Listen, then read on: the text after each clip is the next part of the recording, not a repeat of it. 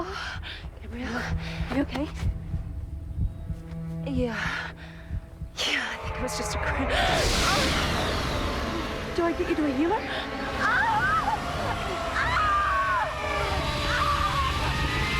Come on, bring her in quickly. Them Bones was almost a return to the double episode, to the sin trades. We were back with the Amazons. It also had pretty high production values. I think they gave us 9 days to shoot it, and they threw quite a bit of money into extra equipment because it was a pretty complex episode. But yeah, it was fun to shoot. Bears the mark of the shamaness. You know who it is, don't you?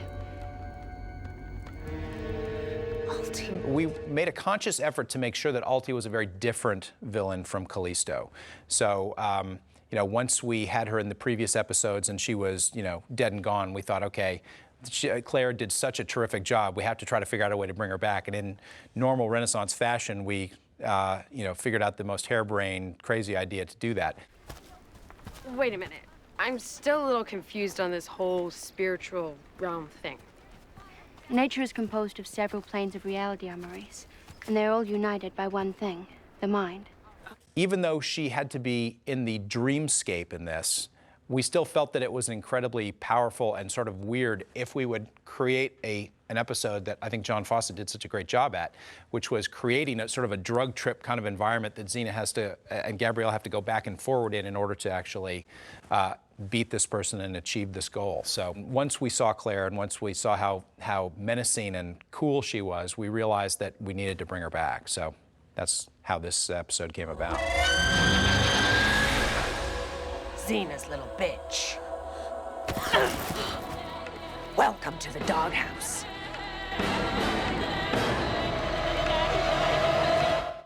The skeleton baby coming out of Xena's stomach. Yeah, my wife still actually looks at that with revulsion, having 2 kids.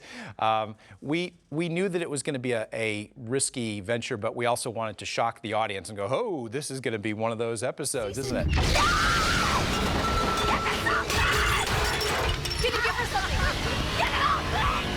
I've never seen anything like this. And we achieved it by a combination of prosthetics on set, and then also doing a digital skeleton baby that was done afterwards. I think Flat Earth did that, coming out of the stomach. So it was a combination of both practical live action effects and then digital effects after the fact. When Gabrielle crosses over to the other side, it was a reprise to the kind of the tripping, going into a trance sort of thing that we'd done in Sin Trade 1 and 2, but we wanted to approach it in a slightly different manner this time. Rick had a few ideas, and I remember shooting a day of tests of different things that we wanted to try out. And amongst those tests, what we did was shoot on reversal film rather than negative, but put it through the same processing. It's a technique that stills photographers use called cross-processing, and it's used a lot on music videos and so on. So we shot some of that on 16mm, and I went in and did some transfers and graded it with some interesting colour shifts and wacky colours. And that ended up being one of the techniques that we ended up using. And we also experimented with a very high contrast black and white film, and some of that material is in there. Very grainy, very high contrast. But I think my favourite thing in that episode, my favourite visual thing, was a body rig that we made, and we actually got a very lightweight wind-up Bolex camera, 16mm camera, just a spring drive to wind it up, with a very wide lens, and put that on a body rig about this far away from Gabrielle, and then ran it at slow speeds and got her to race around madly, and it's a pretty interesting effect. But I have to admit, it's an effect that I stole from Martin Scorsese in Mean Streets way back in the 70s, where I remember as a young man going and seeing Mean Streets and seeing this great scene of Robert De Niro in slow motion walking into a bar and being drunk and falling over sideways, and the camera was like completely locked to his body, and as he fell sideways, the camera went exactly in time with him, and I always wondered how on earth they did that, and figured it out a few years later and decided it was time to try it for myself. Perfect opportunity. We actually had Lucy laying on a situation where she dipped down, and then we built the rest of her body up on a rig and that rig included the stomach section, which allowed us to then, have puppeteers below, sort of making those weird alien-like movements on her skin before it actually burst through. Yuck. Lucy was pregnant at the time that we were shooting this, and were we ever concerned, or was there ever talk that having a pregnant lady on set and some of the graphic imagery that we were showing? Yeah, it wasn't probably only Lucy, but we were concerned about all mothers, I think, that would see this and watch this. By this point, we were pretty okay to actually shock people with it. Lucy has always been incredibly an incredible goer, as they say in New Zealand, someone that's willing to go for it. And I don't think that she ever expressed any concern about it, knowing that it's a fantasy show. But it certainly does give one pause if they've ever had children or are thinking about having children to make sure that you don't have demon spawn, I guess. Yeah, when Gabrielle wakes up on the other side, just before she faces off with Alti, she kind of looks around and everything's frozen in place. So I think the one that works the best is the fire, and we had a few experiments. I think what we ended up doing was shooting the elements separately against blue screen, but with the fire we closed the shutter on the camera to get a very narrow shutter speed, so that rather than having blurring flames when you froze that frame, we actually got real sharp frames. So, so the motion goes in and it just stops dead, and the same thing happens with the birds and the trees and so on.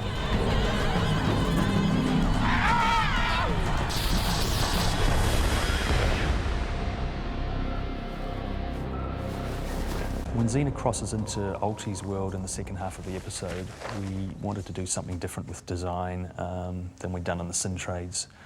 It's always a challenge to keep it interesting for the audience and make it a little different.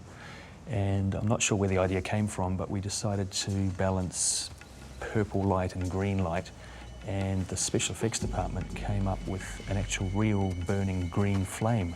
If you look at the episode, you probably think it's done in post-production as a kind of a colour shift.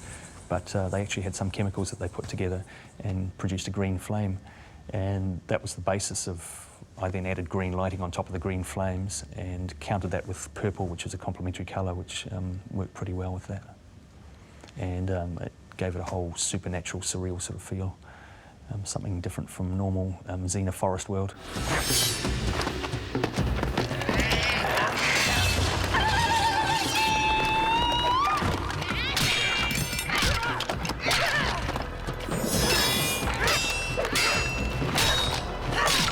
The skeleton fight between Alti and Xena was a rather ambitious undertaking for the show, in that we were going to completely create a CGI battle, which had never been done before. We had had sequences with CGI creatures before, but they were generally interacting with the humans.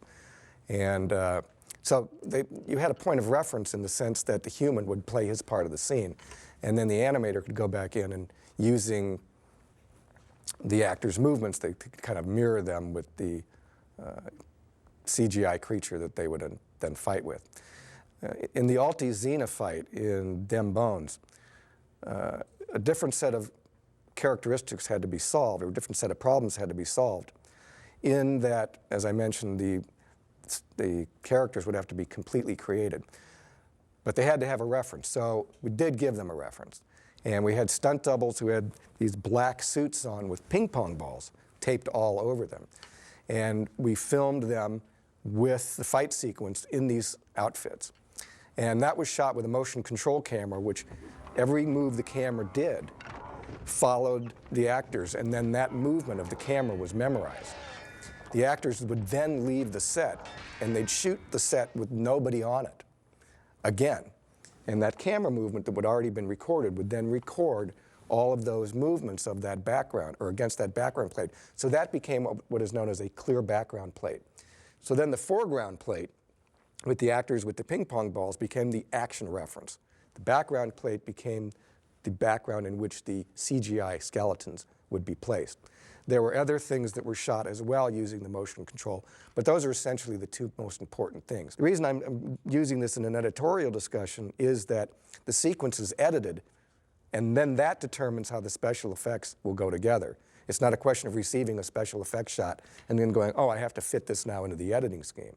It always worked the other way around, even though special effects shots were often planned in advance. The final fight scene at the end between the skeletons of Alti and Xena, I think, is one of the CGI visual effects department's finest moments, actually, in that season.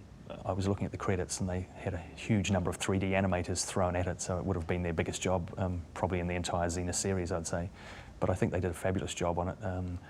I think what really tied the skeleton fighting into the background plates was the interactive lighting. We'd have lightning happening on the plates, and it would cross over onto the skeletons and so on. And they, so rather than looking like stuck-out characters, they were part of the scene. And sometimes CGI effects in the shows didn't have much time to do them, and they weren't the most fabulous. But in this instance, they really stepped up to the plate and did a great job.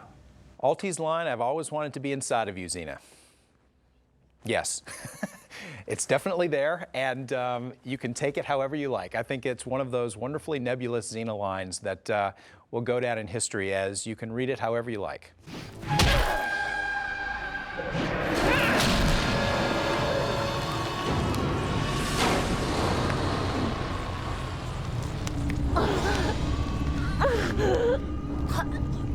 Always wanted to be inside of you, Xena.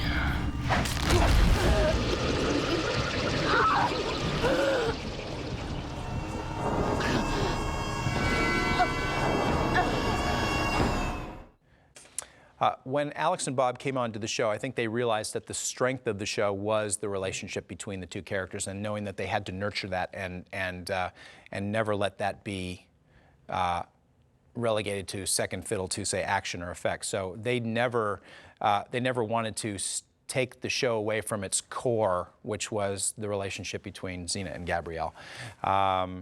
So, I mean, what they basically did is they wanted to take it more darker and more sinister, but still explore how, put under extreme duress, these two characters are going to react. And I think we did a really good job in sort of taking it to about as extreme as it can go.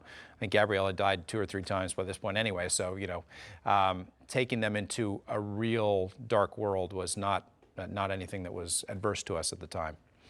A word of warning. The tree is guarded by an Amazon mystic named Chia. She has the power to see the truth in your heart. You may lie to yourself. You can't lie to Chia. I'm ready. And what are we waiting for?